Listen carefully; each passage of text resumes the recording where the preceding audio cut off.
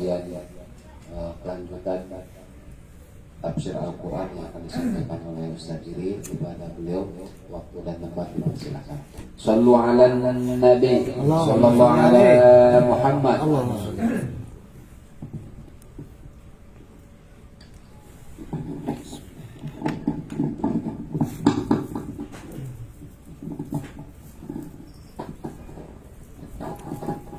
Bismillahirrahmanirrahim. Assalamualaikum warahmatullahi wabarakatuh. Waalaikumsalam warahmatullahi wabarakatuh. Alhamdulillahilladzi asbanal masnu'at wa qatalal mawjudat wa amatal ahya wa ahyal amwat. Inna fi khalqis samawati wal ardi wa ikhtilafil laili wan nahari ayat. Allahumma salli wa sallim wa barik ala Sayyidina Muhammadin wa ala alihi wa sahbihi ajma'in. Amma ba'du. Alhamdulillah, puji beserta syukur marilah sama-sama kita panjatkan kehadirat Allah Subhanahu wa ta'ala yang telah memberikan kepada kita nikmat sehat, nikmat hidayah dan taufiknya sehingga kita bisa kembali lagi hadir dalam rangka pengajian tafsir Al-Quran yang kita sama-sama telah tahu. Kita ini libur sudah cukup lama juga, tapi alhamdulillah walaupun kita libur lama, Allah tidak pernah bosan-bosannya memberikan kepada kita kebaikan dengan memberikan kita hidayah sehingga bisa menggerakkan hati dan langkah kaki kita bersama-sama hadir mendengarkan dan juga mentadabburi daripada kandungan isi Al-Quran ini yang mudah-mudahan bisa menjadi manfaat buat kita semua. Para bapak yang saya muliakan dan mudah-mudahan Allah memuliakan, kita kembali melanjutkan pembahasan tafsir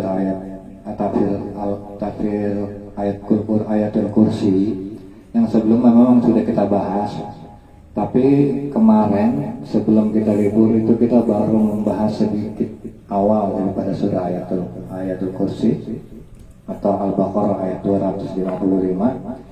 Maka tidak ada salahnya kita kembali sedikit mengulang dari awal dari itu surah ayatul kursi ini. Allahu la ilaha illa huwal hayyul qayyum. Di awal ayat sebagaimana yang saya sudah bilang bahwa ayat yang paling agung yang ada di Al-Quran ini yaitu ayatul kursi. Bukan berarti kita hendak membanding-bandingkan bahwa ada ayat yang agung dan ada ayat yang agung. Enggak. Semua ayat Al-Quran itu kalamullah, semuanya agung. Tapi kalaupun kita mau dimanding mana yang paling agung di antara ayat-ayat Al-Quran yang ada di dalam Al-Quran, maka ayat kursi merupakan ayat yang paling agung. Itu menurut para ulama. Kenapa? Karena ayat kursi ini di ayat kursi ini banyak disebut nama Allah. Ada sekitar 16 atau 17. Dan juga ayat kursi ini merupakan gambaran tentang pencitraan ketuhanan yang paling hak. Kalau misalnya ada mengaku Tuhan, kira-kira ada nggak mewakili dalam ayat kursi ini? Maka itu bisa kita lihat di sini. Apakah misalnya agama Kristennya nanti kita lihat, apakah mereka Yesus dikatakan Tuhan? Apakah pantas apa enggak? Nanti kan kita sama-sama cerna di ayat ini. Gitu. Makanya wajar mulianya ayat ini yaitu sering dipakai di acara-acara tahlilan. Makanya kan ayat ini ada, kalau ayat Quran itu macam-macam Pak. Ada yang berbicara tentang Allah, kayak salah satu ayat kursi. Ada juga yang berbicara tentang Nabi Muhammad, kan gitu. Itu juga kadang-kadang dipakai di ayat dalam acara tahlil. Dan juga ada ayat yang berbicara tentang manusia, seperti fankihu ma tabalakum minan nisa, seperti itu Masnau surah Ar-Rubah. Nah kalau ayat-ayat semua dalam berbicara tentang kita, itu ulama nggak pakai itu buat acara tahlil. Karena secara tingkatan kemuliaan, keutamaan, itu memang itu hanya berbicara tentang kita. Tapi kalau itu berbicara tentang Allah, ketika itu berbicara tentang Rasulullah, maka ulama jadikan itu bagian daripada bacaan-bacaan yang ada di dalam acara tahlil. Gitu Pak. Nah, di dalam ayat ini Allah awali dengan kata Allah. Allah yaitu nama, yang nama ini memiliki kemuliaan yang tidak dimiliki oleh Tuhan-Tuhan yang dikatakan Tuhan oleh agama lain. Kenapa? Karena penyebutan kata Allah ini juga merupakan tantangan buat para orang-orang kafir. Kalau memang nggak mengakui Allah adalah Tuhan, coba bikin nama lu, nama anak lu, keturunan lu itu namain Allah kalau lu berani. Kan gitu, tantangan. Kenapa? Enggak ada yang berani. Dia juga nggak yakin, dia takut ketika dia namain anak Allah bisa kena ajab. Artinya apa? Dia juga nggak yakin dengan keyakinannya. Maka dimanapun dia berada di dunia ini nggak ada orang namanya Allah. Kenapa? Ya nama yang mulia. Dan semua orang yang kalau kata dia kafir, sekafir-kafirnya orang, belum tentu dia lu berani nggak namain anak Allah. Belum tentu.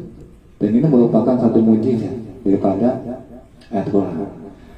La ilaha illahu, tidak ada Tuhan selain Dia. Dan ini juga Pak merupakan kata la ilaha illahu atau yang sering kita kenal dengan kata la ilaha illallah, merupakan kalimat yang nggak pernah bisa dibantah sampai kapanpun. Kenapa? Karena agama mana yang bantah kalimat ini? Siapa yang bisa bantah kalimat ini? Kristen. Apakah Kristen bisa membantah kalimat ini? Karena apa? Kalau misalnya Kristen itu adalah agama yang benar, Tuhan mereka adalah Tuhan yang benar, tentu Tuhan mereka tahu dong bakal ada agama yang mengatakan la ilaha illahu, la ilaha illallah. Tentu dia harusnya bantah dong. Kalau memang Tuhan dia benar. Tapi apa? Nggak ada yang bantah agama mana. Tapi apa? Semua agama yang di sana ada Tuhannya katanya itu dibantah sama Allah. La ilaha illahu, la ilaha illallah. Lu agama kata Tuhan siapa? Yesus. Maka Allah bantah la ilaha illallah. Tidak ada Tuhan selain Allah. Lu agama apa? Hindu. Tuhan siapa? Ini la ilaha illallah. Dibantah. Artinya apa? Semua agama dibantah sama Allah. Ini menunjukkan bahwa apa? Agama inna dina indallahi Islam. Agama yang berada di Allah adalah Islam. Kalau misalnya Kristen itu benar, kalau misalnya Hindu itu benar, tentu Tuhan mereka udah lebih tahu duluan loh. Lebih tahu duluan tentang apa? Bahwa akan ada Tuhan yang mengatakan la ilaha illallah. Bantah itu kata la ilaha illallah. Dan nyata apa? Enggak ada satupun Tuhan di dalam agama-agama yang lain itu membantah kalimat la ilaha illallah. Gitu. Artinya apa? Kalimat la ilaha illallah deal, nggak ada yang ngebantah. Selanjutnya, la ilaha illahu al-hayyu al-qayyum. Yang selanjutnya yaitu al-hayyu yang maha hidup. Nah, adapun yang dimaksud yang maha hidup di sini Pak, yaitu kehidupannya, hidupnya tidak diawali dengan ketiadaan dan juga tidak diakhiri dengan kematian. Kalau ngomong hidup, gitu juga hidup. Cuman hidupnya kita diawali dengan ketiadaan, diakhiri dengan kematian. Sementara Allah itu nggak diawali dengan ketiadaan dan juga Allah nggak diakhiri dengan kematian. Begitu. Dan juga sifat hidup ini Pak merupakan sifat yang apa? Yang pertama yang ada di diri Allah yang melazimkan sifat-sifat yang lain. Allah itu kuasa, ya, Allah itu berkuasa. Cuman ya Allah hidup, kalau nggak hidup ya nggak berkuasa dong. Allah itu mengetahui, ya mengetahui, cuman yang melazimkan bahwa Allah itu maha mengetahui ya hidupnya Allah. Kan gitu. Ya, seperti kita lah, kita bisa duduk di sini. Itu kan pertama, yang paling pertama nikmat yang kita terima dari Allah ya kita hidup. Kita hidup, kita bisa duduk di sini. Kita hidup, terus sudah hidup dikasih sehat. Kan gitu nikmat yang kedua. Yang perlu kita syukuri nikmat sehat sehingga kita apa? Kita bisa ikut ngaji. Kita bisa mendengarkan kajian, kita bisa sama-sama merenungkan isi daripada kandungan ayat-ayat Allah. Nah itu salah satu nikmat yang pernah kita dapat, nikmat hidup. Setelah kita dikasih nikmat hidup, dikasih kita nikmat sehat. Dan bukan cuma nikmat sehat Pak, kita juga dikasih nikmat hidayah. Itu apa? Ya buat apa juga sehat? Kalau misalnya Allah nggak kasih petunjuk, nggak mungkin juga bapak-bapak ada di sini. Karena nggak sedikit orang yang Allah udah kasih hidup, Allah udah kasih sehat, Allah nggak kasih hidayah. Adanya di mana? Ya di diskotik. Ada di mana? Ada juga di judi. Kan begitu. Maka apa? Ketika Allah udah kasih kita nikmat terbesar yaitu nikmat hidup, ketika Allah udah kasih nikmat terbesar bagi kita nikmat sehat, maka jangan apa? Jangan kita abaikan nikmat hidayah. Suatu nikmat yang memang mesti kita jemput, nggak nunggu ujuk-ujuk bagaimana Allah mau kasih petunjuk apa enggak, terserah Allah. Yang nggak begitu. Yang namanya nikmat hidayah itu apa? Berangkat dari keinginan kita, ada nggak kita keinginan untuk menjadi baik. Kalau misalnya ada, apa yang kita lakukan? Pertama yang mesti kita lakukan, ya udah kita datang ke pengajian, kita dengarkan dari isi kajian-kajian tadi, kan begitu. Nah juga al-qayyum ini Pak, makna yang pertama yaitu Allah berdiri dengan sendirinya atau dengan sifat yang dulu kita kenal dengan qiyamuhu bi nafsihi.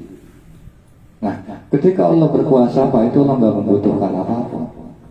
Kalau kayak Jokowi berkuasa tidak membutuhkan yang namanya apa? Suara dari rakyat. Siapapun di Indonesia kadang yang mau mencalonkan jadi pemimpin itu butuh sama yang namanya rakyat. Makanya wajar ketika dia pengen naik jadi pemimpin, wajar dia banyak melakukan pencitraan, wajar dia banyak melakukan pendekatan dengan orang-orang susah, menjadi sosok yang paling dermawan ketika itu. Kenapa? Dia butuh sama rakyat, dia butuh sama suara rakyat. Sementara Allah kuasanya dia nggak butuh siapapun, Allah nggak butuh disembah, Allah nggak butuh. Dan itu bermakna qiyamuhu bi nafsihi. Dan juga makna lain daripada al-qayyum, yaitu Allah yang mengatur segala urusan makhluknya Pak, terus menerus, nggak pernah bosan, nggak pernah berhenti. Mengatur urusan Bapak, tentang kesehatan Bapak, diri Bapak, keluarga Bapak, dan bukan cuma kita, bahkan urusan alam ini semua Allah yang atur, yang menjaga bulan sehingga tetap berada pada posisinya.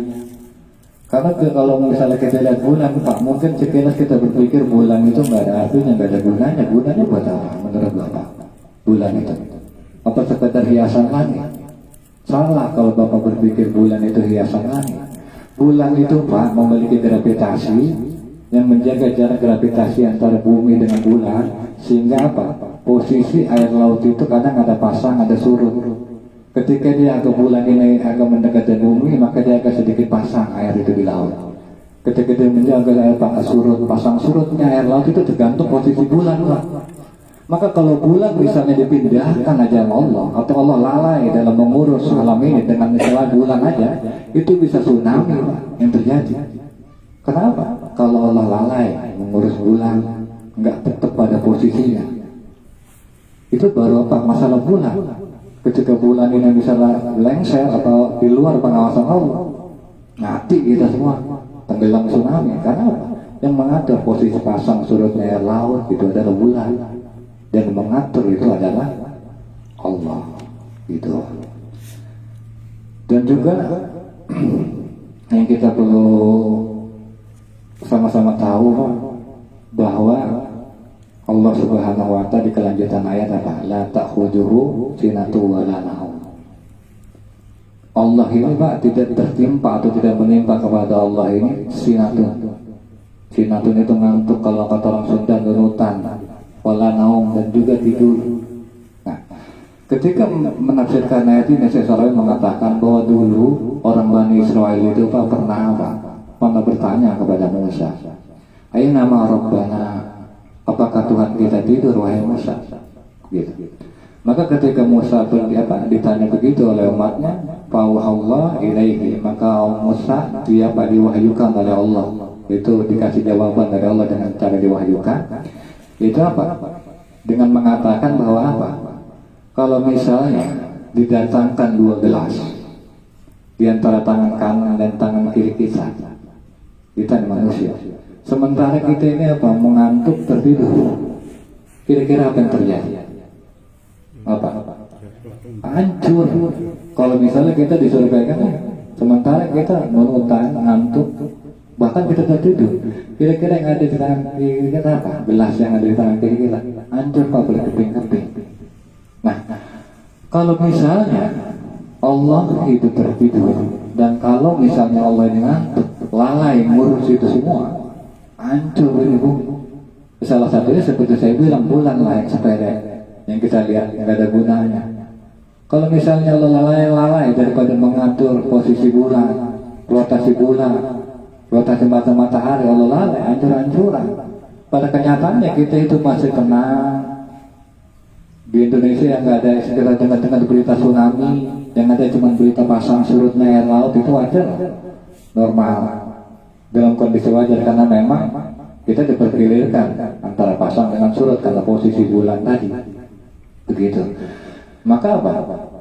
Itu merupakan dalil bahwa apa? Bahwa Allah ini nggak tidur.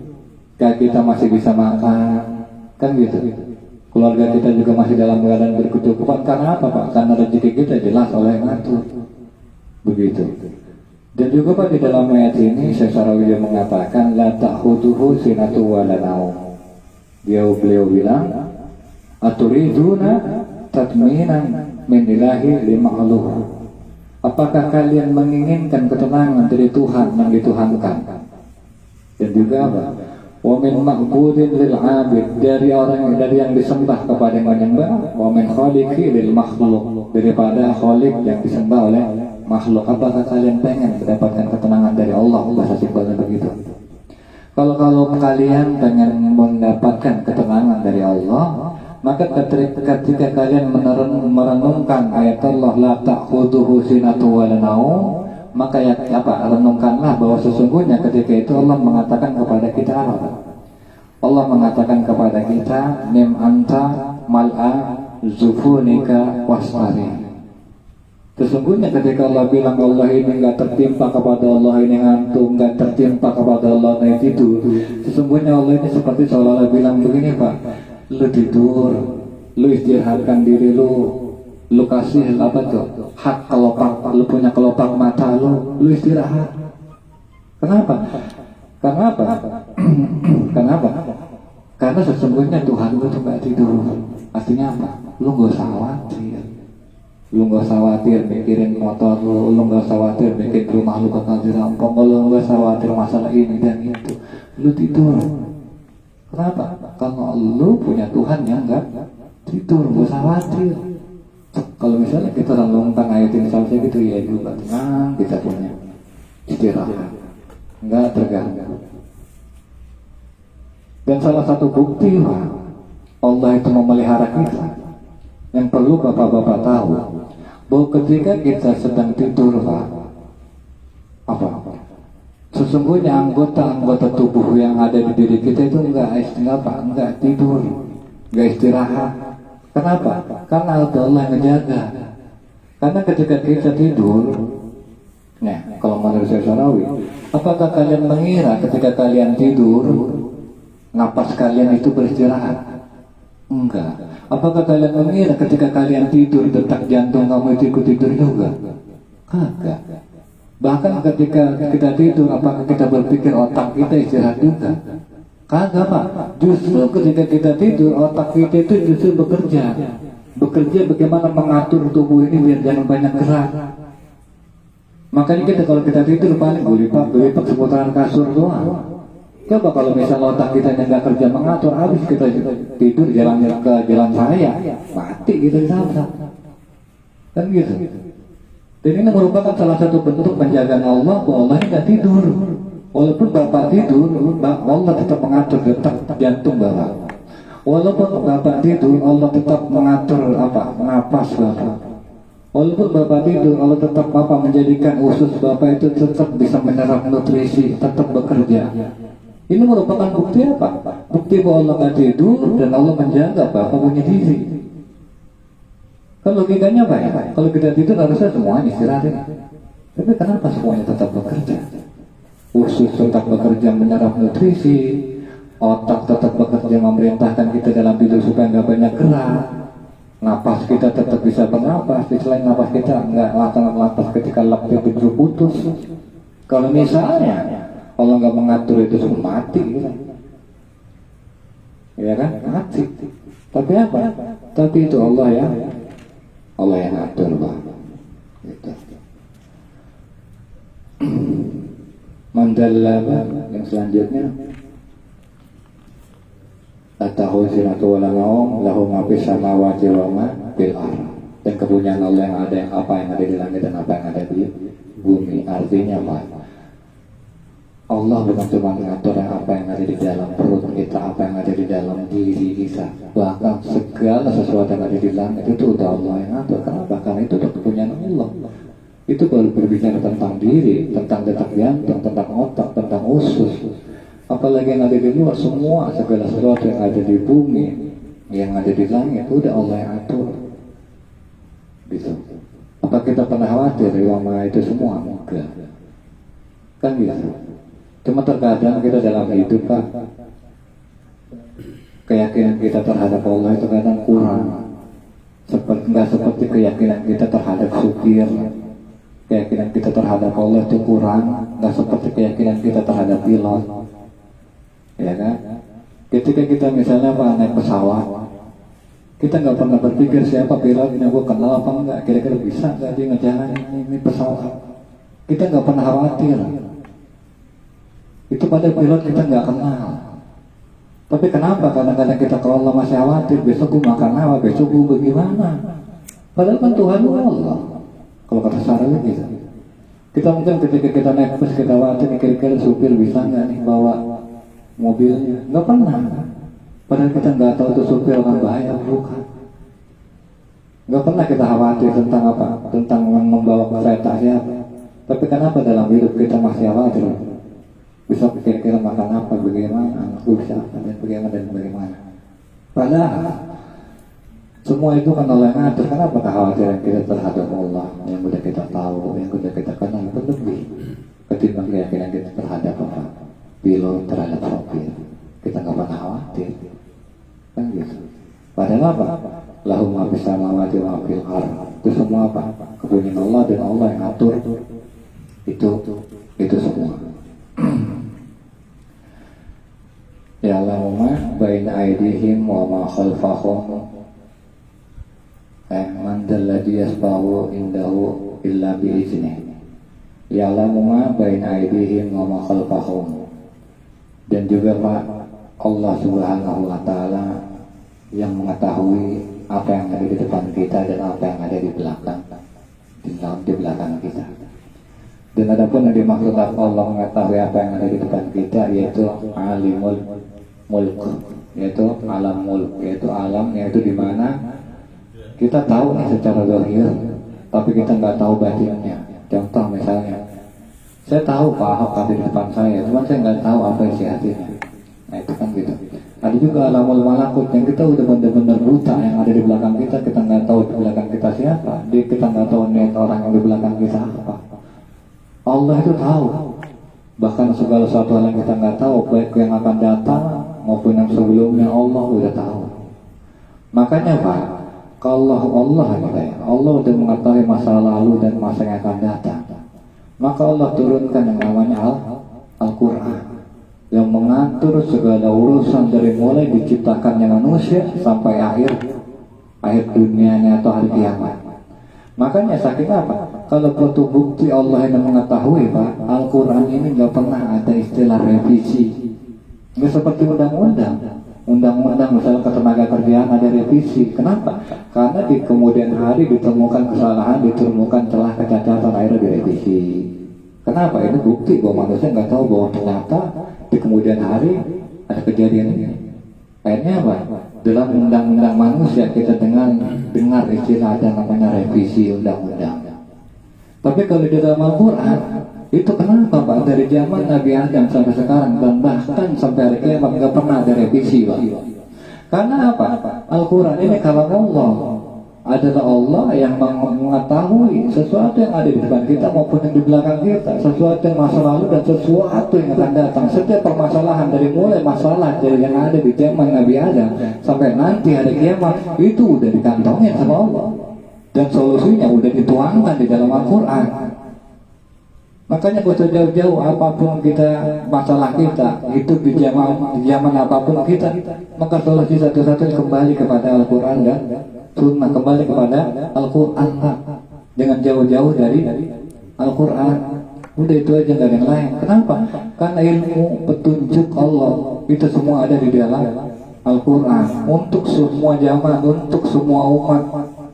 Baik itu orang Arab, orang Jawa, orang Sunda, Batak sekalipun, semuanya udah di sini dituangkan dan ini semua udah petunjuknya ada di dalam Al-Quran. Gak mungkin Allah lalai dalam memberikan petunjuk-petunjuknya. Gak mungkin Allah memberikan petunjuk yang mau cocok buat orang Arab. Gak mungkin Allah memberikan petunjuk yang mau cocok buat orang Indonesia, buat semua manusia. Karena apa? Allah tahu, udah tahu lah Segala permasalahan itu solusinya di sini, udah dirangkum semua sama Allah. Itu. Ya kamu abain ayat mau khalfahu. Dan juga ya di kelanjutan ayat Allah Subhanahu wa taala berfirman, wala yuhituna bi syai'in min ilmihi illa bima syaa wa syi'a kursiyyus samawati wal ardh. Dan juga kuasa Allah atau luas kursinya Allah itu antara langit dan bumi. Dan mengenai luasnya ini apa sih yang dimaksud dengan kursi? Kan gitu. Kursi ini juga jangan kita bayangkan seperti kursi yang ada di belakang saya, bukan. Pokoknya segala sesuatu penafsiran kita tentang kursinya Allah, maka kita jangan keluar daripada ayat laisa kamitslihi syai'. Artinya nggak bisa diserupakan dengan apa-apa. Allah punya singgasana, jangan diserupakan singgasana Allah begini begitu. Kembali kita jangan keluar daripada konteks laisa kamitslihi syai'. Allah nggak bisa diserupakan apapun berkaitan tentang Allah. Dan juga bahasa luas langit dan bumi. Sekarang langit itu apa sih Pak? Langit itu kan yang ada di atas kita yang kita lihat. Luasnya kayak apa Pak? Wah itu udah bingung kita. Saking luasnya, maka saking luasnya ini langit. Maka jalan tolak ukur atau jarak ukur yang dipakai ketika kita mengukur ke atas langit itu bukan lagi kilometer, itu bukan lagi mil, tapi apa? Cahaya. Jarak udah itu berapa cahaya? Karena gini Pak, karena kalau misalnya kita ukur nih jarak antara kita dengan planet terdekat itu angka itu udah nggak bisa mewakili. Karena kenapa? Karena gini, karena jarak antara kita dengan dengan bintang terdekat setelah matahari. Kalau matahari itu kan masih sekitar berapa 150 juta kilometer. Nah kalau sementara bintang yang setelahnya itu udah nggak kehitung. Kenapa? Karena kalau dihitungan cahaya itu 4,2 tahun cahaya dengan kecepatan cahaya. Sementara kecepatan cahaya itu Pak 300 juta kilometer per detik. Sekarang kita hitung ya 300 kilometer per detik. Ya kan jarak kecepatan cahaya. Sementara kita mau menuju planet bintang terdekat 4,2 tahun cahaya. Ya tinggal kali per detik 300 juta kilometer kan. Nah, sekarang detik kita convert ke menit, ya kan? Kita kali 30. Dari menit kita convert ke jam, kita kali 60. Kita convert lagi ke hari 24 jam, dikali lagi 24 jam, dikali tahun 365 tahun. Udah berapa hitungannya? Nggak ada angka yang bisa mewakili mewakili jarak kita dengan planet terdekat kecuali dengan bahasa kecepatan cahaya. Maka bahasa 4,2 tahun kecepatan cahaya. Saking apa itu Pak? Saking luas. Kalau mengangkat nilai, mungkin nggak bisa mewakili. Itu planet terdekat Pak. Bagaimana dengan planet-planet yang selainnya jaraknya itu bisa jutaan tahun cahaya? Wallah, berapa nol ini? Makanya istilah yang dipakai jarak untuk kita mengukur ke langit itu bukan lagi kilometer. Karena nggak kecanda. Makin dipakai adalah dengan kecepatan cahaya. Itulah luasnya. Luasnya Allah, kursinya Allah melebihi itu semua. Saking luasnya singgasana Allah. Laisa kamitslihi syai'un fil ardi wa fis sama. Nah selanjutnya wasiat kursi sama laisa kamitslihi syai'un fil ardi wa fis sama. Wa huwal aliyyul azim. Maka pantas kalau Allah ini di akhirat dikatakan wa huwal aliyyul azim. Dia Allah yang maha tinggi dan juga maha agung. Pantas enggak Pak kalau misalnya klaim Allah mengklaim dengan dia? Pantas Pak. Itu enggak berlebihan. Karena kerajaannya, karena semua yang dimilikinya udah kita enggak udah nggak bisa kepistir sama kita. Dan inilah yang dikatakan pencitraan Tuhan yang paling hak itu yang di ayat ini. Maka kalau misalnya kita cerminkan ayat ini dengan yang ada di diri Yesus misalnya, Yesus itu ketahuan itu wahyu. Enggak hidupnya enggak seperti hidupnya Allah, diawali enggak diawali ketiadaan, enggak di hari kematian, karena buktinya Yesus mati. Yesus juga dilahirkan. Maka kalau untuk mau jadi kategori sebagai Tuhan dulu nggak ada pantas-pantas. Siapa lagi? Nggak ada. Dan yang pantas menggelar menyandang gelar Tuhan itu cuma Allah Subhanahu Wa Taala. Mudah-mudahan Pak dari apa yang saya sampaikan ini bisa menambah pengenalan kita terhadap Allah, yang selanjutnya bisa menambah kecintaan kita terhadap Allah, dan juga bisa menambah segala kebaikan, dan mudah-mudahan kita bisa sama-sama menghadap Allah dalam keadaan husnul khatimah. Mungkin dari situ sekian. Akhir kalam, wassalamualaikum warahmatullahi wabarakatuh. Waalaikumsalam warahmatullahi wabarakatuh.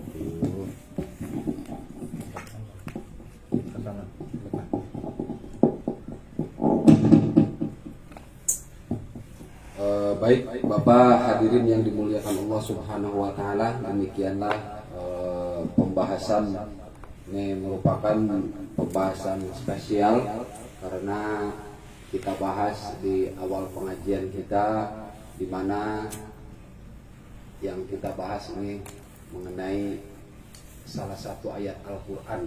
Bahkan ayat Al-Quran ini diberi nama menjadi namanya ayat kursi, kan begitu.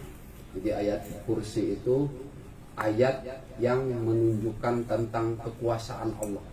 Jadi maksudnya kursi di sini itu bukan kursi tempat duduk, tapi kursi kekuasaannya. Apa kursi itu? Kekuasaan Allah Subhanahu wa Ta'ala, di mana kekuasaannya itu meliputi seluruh penciptaannya. Jadi kalau misalnya kita melihat langit dan bumi ini begitu luas, nah ini menurut ulama tafsir itu langit dan bumi itu dibandingkan dengan kursinya Allah itu satu titik dari kursinya Allah Subhanahu wa Ta'ala. Saking apa? Saking tidak bisa digambarkan tentang kekuasaan Allah Subhanahu wa Ta'ala. Oleh sebab itu tadi sudah disampaikan oleh Ustadz Iri, saya tidak akan mengulas lagi karena sudah jelas. Kita tinggal bagaimana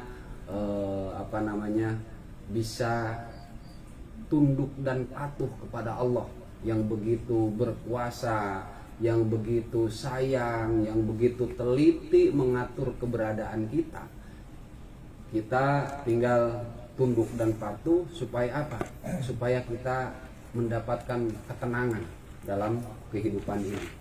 Jadi jangan sampai tadi yang disampaikan, kita ini lebih percaya kepada pilot kita, kepada supir kita, sehingga kita ketika kita berjalan kita tidur dengan nyenyak, kan begitu. Tapi ketika kita berjalan menjalankan rangkaian takdir Allah, kita masih gelisah. Padahal Allah itu maha kasih, maha sayang kepada hambanya. Oleh sebab itu kita harus berusaha tunduk patuh kepada aturan Allah Subhanahu wa Ta'ala. Dan ketika tunduk patuh kepada Allah itu kita punya alasan, Pak. Jadi punya apa? Punya alasan. Kalau misalnya kita tunduk sama penguasa, misalnya tunduk sama orang kaya, itu alasannya nggak ada. Karena ketika kita tunduk sama penguasa, ya kekuasaan akan hilang. Ketika kita tunduk sama orang kaya bisa hilang kekayaannya, dan dia juga tidak akan bisa meliputi kehidupan kita, kebutuhan kita. Tapi Allah itu segalanya. Pokoknya kita sebagai orang yang beriman, kalau kata Gus Baha, kita ini punya Tuhan yang keren, sangat dibanggakan. Kenapa? Ini kerennya Allah itu ya bisa bisa kita pahami dalam ayat ini. Kalau misalnya dalam agama Kristen mengakui bahwa dia punya Tuhan Yesus, ya masih kerenan Tuhan kita lah sama Tuhannya dia. Kalau Tuhannya dia, kita tahu nggak? Ada tanggal lahirnya nggak? Ada tanggal lahirnya. Masa Tuhan ada tanggal lahirnya, kan begitu? Kalau kita itu tidak ada. Karena yang namanya Allah itu tidak ada awalnya dan tidak akhirnya, tidak ada akhirnya. Kemudian Allah juga tidak tertimpa, jangankan tidur, kan. Ini penyebab tidur aja nggak ada. Yang namanya sinatun itu ngantuk nggak ada. Padahal tadi dicontohkan kalau misalnya kita disuruh megang gelas kiri kanan, Kalau ngantuk aja berantakan Pak, apalagi kalau tidur. Jadi alangkah kita ini merugi ketika tidak mengenal Allah. Alangkah kita ini akan rugi ketika kita tidak cinta dengan Allah. Karena apa? Karena Allah Subhanahu wa Ta'ala sangat berkuasa atas diri kita, sehingga tadi dijelaskan oleh Syekh Sa'rawi Muta'ali yang disampaikan oleh Ustaz Iril, bahwa rumus ketika kita ingin tenang dalam kehidupan, ketika kita jangan sampai gelisah dalam hidup, ya kita harus tahu tentang kebesaran Allah. Sehingga ketika Allah mengatakan la ta'khuduhu sinatu wala naum, seakan-akan Allah menyampaikan kepada kita, lu gak usah khawatir. Kalau lu tunduk patuh sama gua, lu udah ngerjain apa yang gua suruh, lu udah ngejauhin apa yang gua larang, lu mau tidur, lu mau ngapain aja. Karena apa? Karena ketika lu menikmati kehidupan yang gua anugerahin, lu gak bakal ada yang kehilangan, gak bakal rugi, gak bakal ini. Itu saking ininya gitu. Oleh sebab itu mudah-mudahan dengan setelah kita mengkaji ayat ini, keyakinan kita kepada Allah semakin kuat gitu kan. Dan saya menambahkan, mungkin kalau bisa setelah kita sholat fardu itu jangan putus baca, paksain ayat ini. Karena saya pernah mendengar satu riwayat yang pernah disampaikan oleh Syekh Ali Jaber, walaupun saya tidak pernah ngaji langsung sama dia, tapi saya pernah mendengar di YouTube beliau bahwa ketika seseorang melazimkan membaca ayat kursi setelah sholat, insya Allah nanti akan meninggal dalam keadaan husnul khatimah. Dan alhamdulillah kita ngamalin ini setelah kita mengkaji. Jadi kita akan mudah-mudahan makin mantap keimanan kita, makin mantap sandaran kita. Tidak ada sandaran kecuali kepada Allah Subhanahu wa Ta'ala. Para bapak hadirin yang dimuliakan Allah Subhanahu wa Ta'ala, mungkin ini saja kajian pada malam hari ini. Apapun yang kita dengar pada malam hari ini semua pemberian dari Allah Subhanahu wa Ta'ala. Mudah-mudahan pemberian ini kita bisa syukuri, sehingga kenikmatan kita mencintai Allah, kenikmatan kita meyakini Allah senantiasa ditambah oleh Allah Subhanahu wa Ta'ala. Bitilkan niyah wa bijahin Nabi Muhammadin sallallahu alaihi wa alihi wasallam. Al-Fatihah. A'udzubillahi minasyaitonir rajim. Bismillahirrahmanirrahim. Alhamdulillahirabbil alamin arrahmanir rahim maliki yaumiddin. Iyyaka na'budu wa iyyaka nasta'in. Ihdinas siratal mustaqim. Shiratal ladzina an'amta 'alaihim ghairil maghdubi 'alaihim waladdallin. Amin. Bismillahirrahmanirrahim. Alhamdulillahirabbil alamin. Hamdan na'imin hamdas syakirin hamdan yuafi ni'amahu wa yukafi mazidah. Ya Rabbana lakal hamdu wa lakal mulku wa lakal syukru kama yanbaghi li jalali wajhikal karim wa li'azimi sultanik. Allahumma salli ala sayyidina Muhammad wa ala ali sayyidina Muhammad.